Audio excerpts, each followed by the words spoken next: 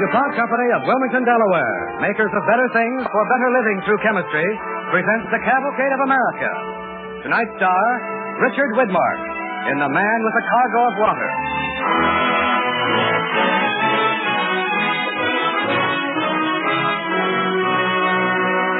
Tonight's DuPont Cavalcade, starring Richard Widmark as Frederick Tudor, takes us back some years to the middle of the last century. The place, a private dining room at the Stag's Head Hotel in Saugus, near Lynn, Massachusetts.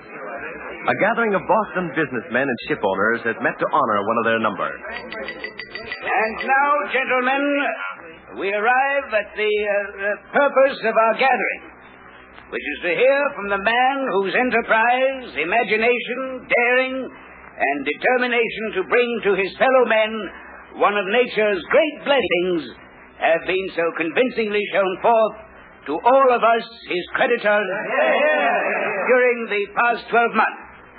My friends, I give you the man who paid us back, Frederick Tudor. Thank you, Mr. Saltonstall. Gentlemen, the subject of my remarks is one very dear to my heart, and one that came close to being very dear indeed to all of you in another sense. I refer to ice. Yes, to ice. Sweet nature's gift to perspiring humanity. Now, let me begin by telling you about a hot August afternoon in 1804. On the porch of my father's home here in Saugus, there were four of us gathered. Elizabeth Sullivan, then my fiancée, and my employer's daughter was on hand, I recall. My brother William, just out of Harvard College, and the Reverend Jonathan Newberry on a pastoral call. Mr. Newberry expressed the sentiments of all present when he said, Dear me, it certainly is hot. Oh, it certainly is. Yes, indeed. I do believe our New England weather's changing. It's becoming positively tropical. Well, scarcely that. Trying as these temperatures are, I've known worse. And just this summer. And where was that, Mr. Newberry? In the West Indies, Frederick. Oh. I arrived at our mission hospital during a yellow fever epidemic. I assure you the trials of summer in Saugus are as nothing compared to that terrible experience. Well, fortunately, we have our blessings along with our trials, thanks to the ice from Father's Pond, for here comes Brother Will with a lemonade. Here you are, folks. Here you are. Ice-cold lemonade made in the shade by an old maid. Elizabeth? Oh, Elizabeth, here you are. Dominique? Thank you. Frederick? Thank you, Will. Excellent. An excellent beverage. Only my poor friends in Martinique could have ice to cool their fevered brows. There indeed would be a work of mercy. Oh, yes, it would indeed. Well, why not bring them ice, sir? What is that, Frederick? Well, the notion just occurred to me, sir. Why not export ice to the West Indies in ships? Frederick, what a silly idea. Why? Ice would melt, of course. The ships would sink. My dear brother, have you had a touch of sun, perhaps? No. I'm quite serious, Will. Mr. Newberry says it would be a work of mercy. You'd better stick to Major Sullivan's counting house, old boy. Now, look, we keep ice here all summer, packed in hay, don't we? Mm-hmm. We have ice houses. Why not ice ships? I declare, Frederick, if my father could hear you, he'd dismiss you from the bank. The idea. Now, I've labored in your father's service, my dear, for 7 long years, and I'm still a clerk. No, if we're going to marry, I've got to strike out on my own account. What is your opinion, sir? Could it be done? Well, it never has been done, my boy. No, I'm afraid it's a bad idea. Heat is too intense. It's too long sustained. There. You see? Well, just the same, I'm going to look into it further. If only it could be done. Ice for hot countries. Ice for the... Hottentot? Ice for the king of the Cannibal Isle? All right. Junior special ice for the heathen Chinese, and ice for the juleps of Charleston S.C. Elizabeth, I'm sure when you two are married, my brother will recover from these strange spells he has. Well, I'm sure he'd better. Well, I'm not so sure. I don't give up easily.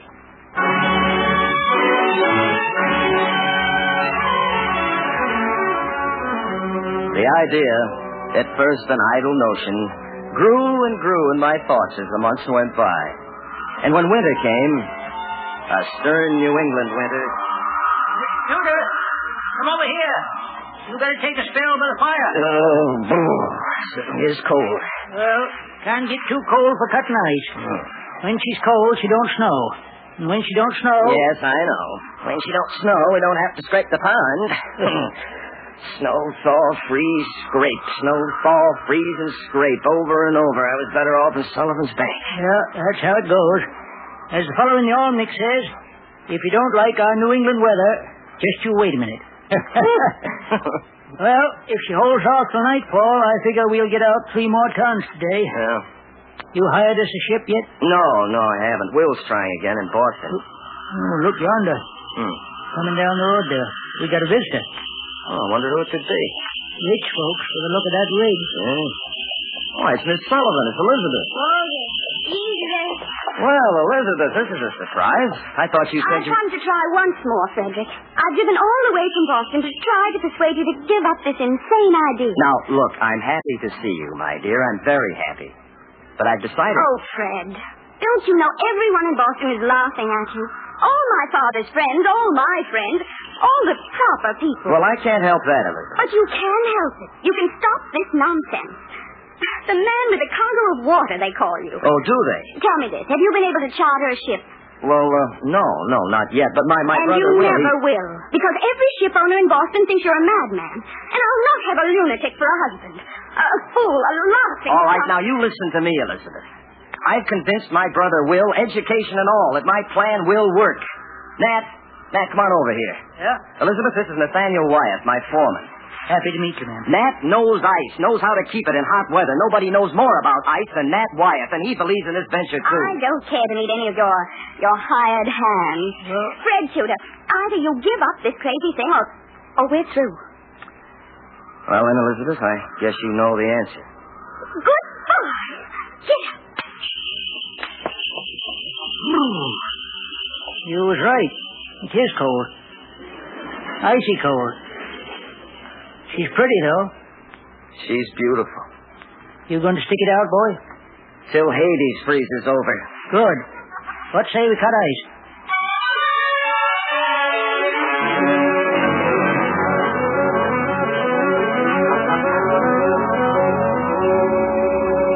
My brother, trying his best, couldn't hire a ship for us, not one single ship. I tried myself in Boston and in Charlestown. All the answers were the same. As I told your brother, Mr. Tudor, the ship Pearl is not available for charter in this odd venture of yours. Shipping ice to the tropics, indeed. But your ship is lying idle right here in the Charles, and my ice is stored in the next I'm port. fond of the Pearl, Tudor. She has made my fortune. I have no wish to see her founder with a hold full of water.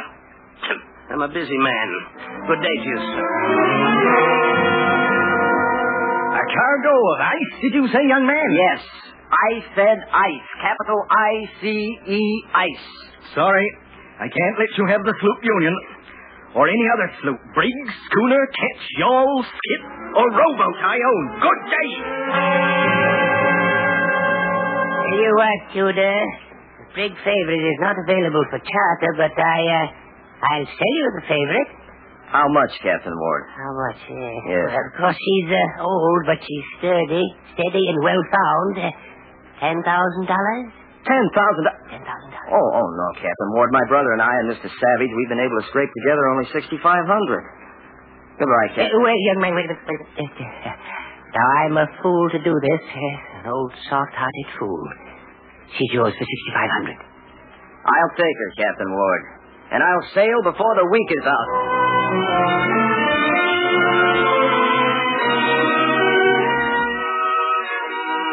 But it was many weeks before we could scrape together a crew and a sailing master daring enough to sail south with a cargo of ice. But at last we were off with 130 tons of Saugus ice bound for Martinique. And we thought for the beginning of great fortune. Surely the people of the hot countries who never had known the joys of ice would welcome us with open arms. And so we thought. I had even planned to donate some tons of ice to the hospital on Martinique to introduce my product. Shortly after we made port, with our cargo just beginning to melt, I sought out the hospital superintendent, Mr. Jones. Mr. Tudor, we are indeed immensely grateful, but, well, how are we to use this ice? How are you to use it? Yes, how are we to transport it to the hospital 5 miles inland? Surely it would melt. How are we to store it? Why, I suppose you'd build an ice house. Well, even if we could find the materials and the labor, Mr. Tudor, we just don't know how. You see, no one on this island has ever seen a cake of ice. No, I'm afraid, Mr. Tudor, our people just don't know what ice is.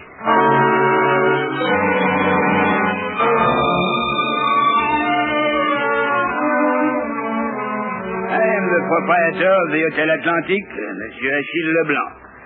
Hello.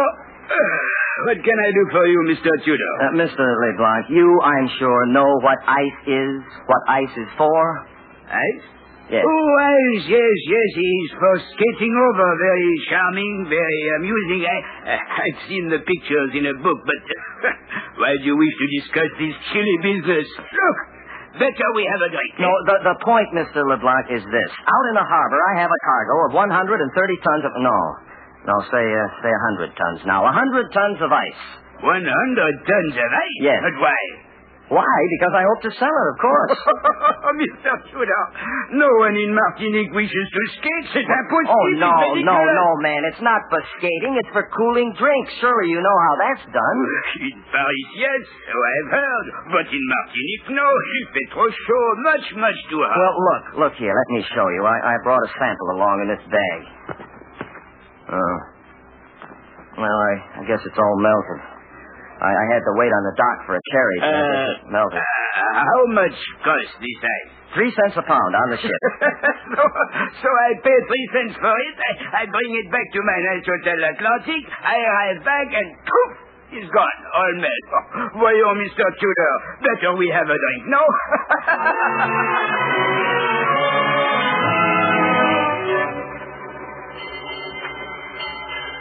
Yes, Captain, I know it's melting faster. I told you never to leave the hatches off. I had to take the hatches off to fit the extra pumps. Ice is half gone now. It's just holding even. Got 4 pumps in it. Well, keep on pumping. Thank you. Have to. We want to keep this tub afloat. Mr. Shortcliffe? Yes, sir. Come on, Matt, let's go. Call me at 6 cents.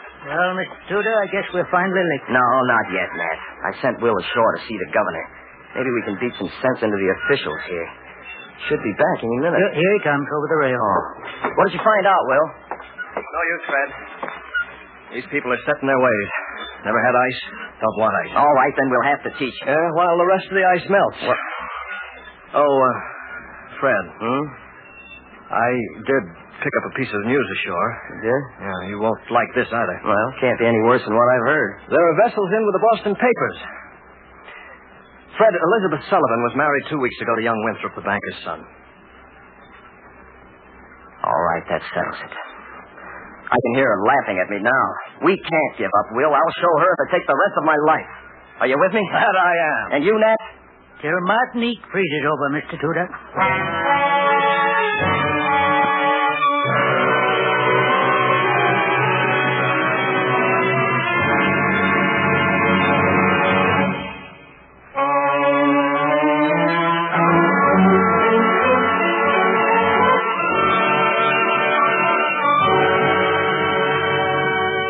The DuPont Cavalcade continues, starring Richard Widmark as Frederick Tudor. Back in the middle 1800s, Mr. Tudor is addressing a testimonial dinner being given by his creditors in his honor. But not all was lost on that first voyage, gentlemen. No, not quite all. I taught the proprietor of the Tivoli Gardens in Martinique how to make ice cream. And we rescued the last few tons of our cargo. And I learned a great deal. What I learned was the truth of the late Thomas Jefferson's statement. It takes time to persuade men to do even what is for their own good. You see, I'd been rash, impetuous, naive. I learned caution and persistence.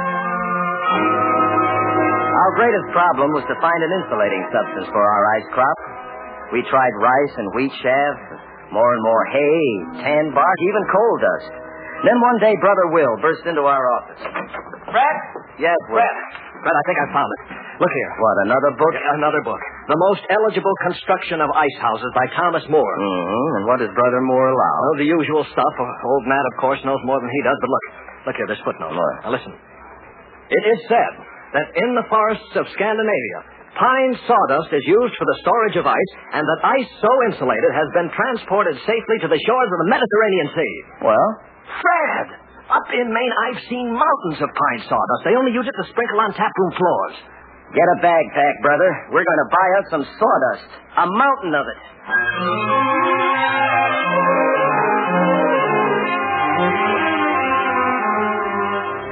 Well, gentlemen, the sawdust worked. We built the ice trade. We strove to bring its healthful benefits to our fellow man. And as a result of our efforts, we prospered and we blossomed forth like the Green Bay tree. And then you gentlemen know what happened. I forgot the lessons I'd learned. I became too bold. I deserted ice, my true love, and I invested heavily in coffee. But my speculation failed. I was even threatened with jail for my debts. But you gentlemen came to the rescue. I remember the day. I've been waiting here since noon, Fred. What did they say? They'll advance the money. We'll stay out of jail for a while. They'll let you have the full amount? All of it, $200,000. I have 3 years to pay. Oh, but the time's too short. Yes, well, I know. Somehow we've got to find more ships, more ports. Well, we can try. I suppose we can try. We always do. Mr. Tudor? Yes. Mr. Bradford to see you, sir. Well, now, who could that be? He seems to be an Englishman, Mr. Will, and quite a swell. Show him in, Bob. Right this way, Mr. Bradford. Well, good afternoon, gentlemen. Good afternoon. My name is George Bradford. You, sir, Frederick Tudor? That I am, and this is my brother, William. Delighted, gentlemen. Mr. Tudor, your fame has penetrated to the farthest corners of the earth. Oh? All of us who live under the tropic sun are in your everlasting debt. Well, I'm glad to know that someone is in debt to me. I thought it the other way around, sir. You are in business difficulty, Mr. Tudor? Well, to put it mildly, yes, I am. I believe your difficulty is over, Mr. Tudor. What? I've been sent to you as a representative of the Anglo-Indian Trading Company. I journeyed from Calcutta, sir, to ask you to send us your ice. You're from India? Yes, from India. Mr. Tudor, I am prepared to offer you all the worldwide facilities of our firm in return for all the ice you can cut and send us in Calcutta, Bombay, and Madras.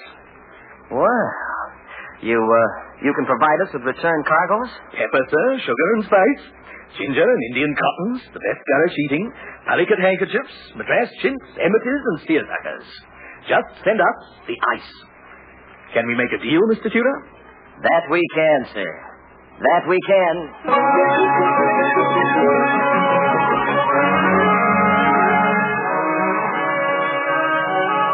We could, and we did.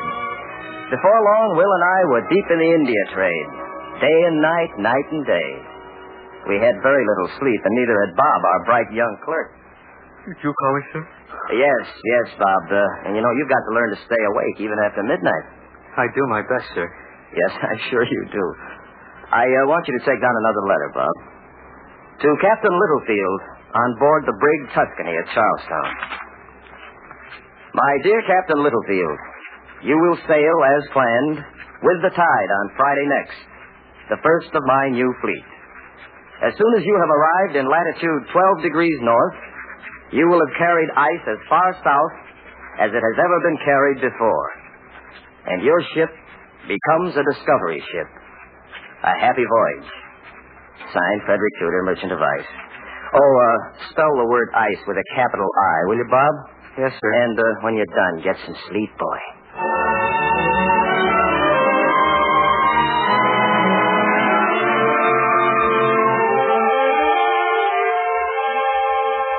Well, brother, it appears we've saved our necks once more. Yes, thanks to ice. Well, what do you think of our business? And all from an idea. Mm-hmm. Yesterday, if you can believe it, I actually stopped worrying for 3 minutes straight. You're a good boy. It's a funny thing, this business of worrying. You remember last winter when we were cutting ice on Walden Pond up near Concord? I could hardly forget those wild Irishmen we had on the job. What a crew. Well, there's a man up there named Thoreau. Lived in a log cabin all by himself. Uh-huh. I got to know him pretty well. We talked a lot. A wise man, Will. I was worried sick then. It was just before the Tuscany made port at Calcutta. I see. What shall I do? I asked this man, Thoreau. Do what you love, Tudor. Do what you love, he said. Well, I suddenly realized that was what I had been doing all along. Oh? A long time ago, brother. Elizabeth was your love. I haven't forgotten her, Will. She's changed, that's all. Changed to, ice.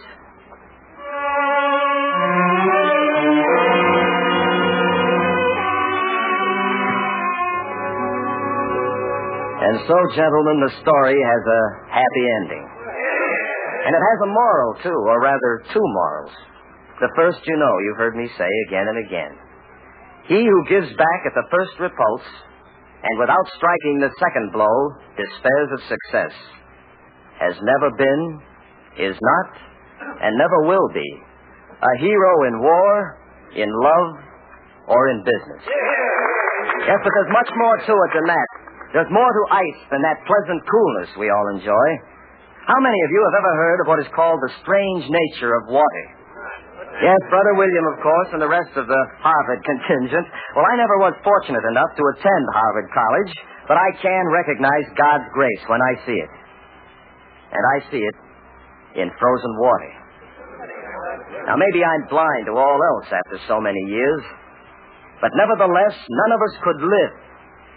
No life would be possible had not Providence in wisdom or love or otherwise made water to behave as it does behave under low temperatures. Gentlemen, alone of all the myriad forms of matter, water does not continue to contract as it nears the freezing point, but instead it suddenly expands.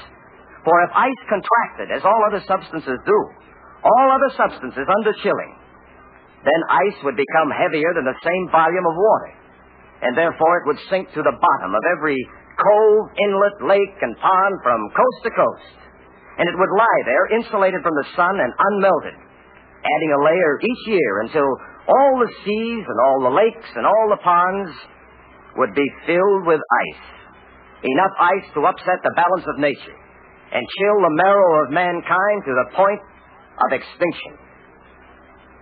But that doesn't happen. Why else should water alone be different? By God's mercy, I say. And now let us give thanks for all of God's mercies and for all the opportunities we have before us in this good, this free, and this blessed land.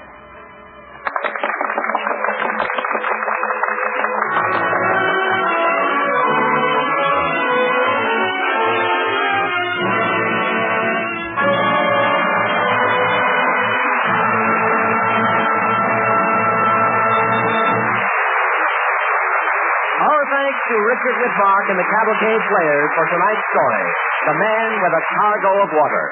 Richard Widmark will return in a moment. Now, our star, Richard Widmark. Thank you. Thank you very much. As a former Cavalcade player, I always look forward to returning to do one of these broadcasts.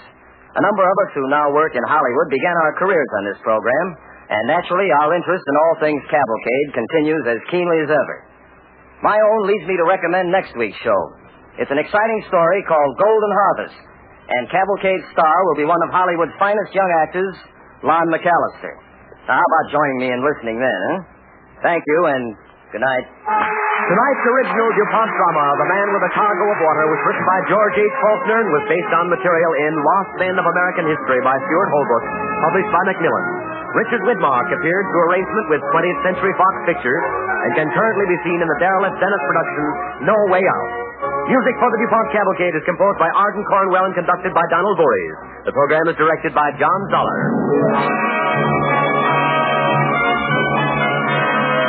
Don't forget, next week, Lon McAllister on the DuPont Cavalcade of America, which comes to you from the Belasco Theater in New York and is sponsored by the DuPont Company of Wilmington, Delaware, makers of better things for better living through chemistry.